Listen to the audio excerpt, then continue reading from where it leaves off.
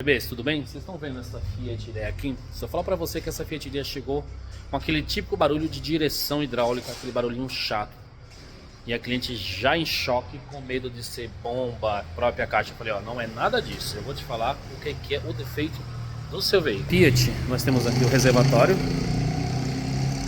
tá?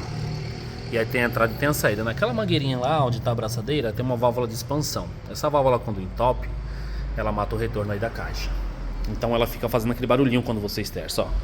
É a dica que eu vou dar pra vocês. Aqui está o reservatório, peguei o original Fiat, paguei R$320, o óleo correto de direção e acabou o barulho. Olha que legal.